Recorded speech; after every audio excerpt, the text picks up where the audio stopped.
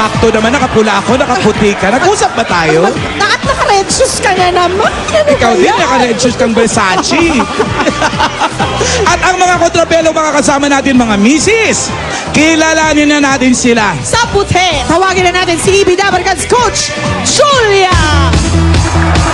Hindi lang kami sikat sa showbiz, kundi pati sa aming partner and kids. Sila ang kasama ko sa puti na mga showbiz wives. Andito na sina Rochelle Barameda, Patricia Ismael, na ang ganda-ganda ng daughter, John Marini with the new haircut, Pinky Marquez with the check rocks vibe, and Miss Angelica De La Cruz na hindi halatang haggard, fresh na fresh. Kaya sa lahat ng kanilang fans, sa puti tayo! Puti, puti, puti! Oh yeah! Puti, puti, puti! Come on! Puti, puti, puti! Sa pula naman, eto si EB Dabarkad's coach, Ruby! Marami bang fans ang aming mga husband? Sa puso naman nila, kami ang number one! Yan ang mga Dabarkads ko na non-showbiz wives. Eto na si Girlie, asawa ni Joey Generoso ng Side A. Marizon, asawa ni Ronald Tumit ng Hinebra. Cecil, yan naman ang may bahay ni Jao Mapa. Si Helen, yan naman ang Mrs. ni Jay Durias ng South Border. At si Pinky, ang magandang asawa ni Emilio Garcia. Kaya sa mga supporters ng kanilang mga husbands, sa pula tayo! Pula, pula, pula! Puta, pula, pula! Puta, puta, puta! Pula! Mga celebrity wives versus mga non-showbiz misis ng celebrity. Sila mag-uunang sumagot sa ating mga tanong. Abay, simulan na natin ang kontrahan, P. Unahin na natin ang pambato ng pula maring Ruby. Eto na! Uunahin na namin. Ito, 14 years nang silang kasal. Tahimik ang kanilang pagsasama. Yan ang asawa ni Emilio Garcia. Pinky Garcia! Ang gandang babae. Si Pinky na agad. Julia, sinong panlaban mo dyan sa puti? Wala! Wala kayo sa amin! Dahil dito sa puti, buy one, get one! Eto na! 10 years ng kasal at may 2 anak. Jan Marini! Ayun na si Jan. Ganda ng haircut. Kanina pa I yung like sabi, it. bakit kay John Marini yung hair niya? Ganda ng Sa taas bagong pa lang. look.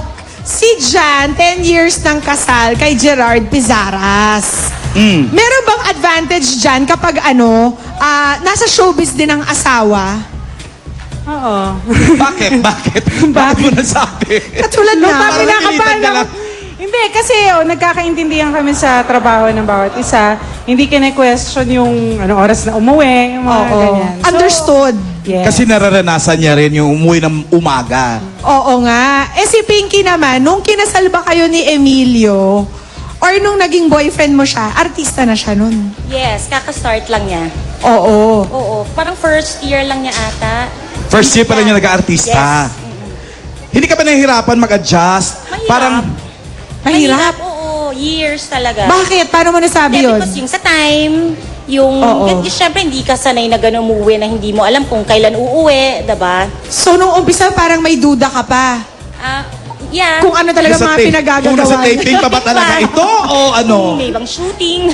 Hindi ka Ganon? nag-check. Nag-check. Uy, pero guys, in fairness kay Emilio, dahil nakakasama ko siya sa mga taping, mga shooting, wala siyang bukang bibig magdamag kung hindi ang misis niya, anak niya. Eh, ang ganda kasi ng misis. Magkano naman ang binayad sa'yo para Ni sa Emilio. Kape-kape lang. Andyan si Emilio, andyan sa Kausapin yung na natin si baby. Emilio. Munti ka na ako malaglag dun Teka lang, dinidiin pa kita eh. Wala, tahimik ang aming naging buhay for 14 years. Alam niyo, Julie yan, di ba, Julia? Oh, kaya nga tuwan-tuwa ako sa kanila eh. May So, Emilio, masasabi mo bang mas maganda nga ang partner mo ay non-showbiz? Depende, kasi hindi ko pa nasubukan na showbiz ang partner eh. Oo nga Pero naman. for now, sinasabi mo kasi tahimik kayo eh. Hindi, kasi nga, hindi ko alam. Pero kami, okay naman, wala problema. Dahil nasanay na rin naman ako na Magtaka siya na magtaka lagi. Sumasagot talaga si Pinky. Tama. So, sagot ka agad ng cellphone kapag tumatawag si Pinky. Correct. Correct. Bawal hindi mas... Oh, bigyan mo na lang siya ng pep talk ngayon bago tayo mag-category number 1. Naku, hindi kami ganun kaano niyan. Wala kaming sweet moment na ganun eh. Totoo? Oo. Corny yan. Ano ba? Corny mo naman. Ang sweet lover mo sa pelikula. Basta bilisan mo lang laging pindot dyan. Yung parang ginagawa mo sa akin, binibilisan mo ako lagi. Saan na punta? Usaping pindutan. Oo, Ito kasi- na ang category Ano kasi- number 1.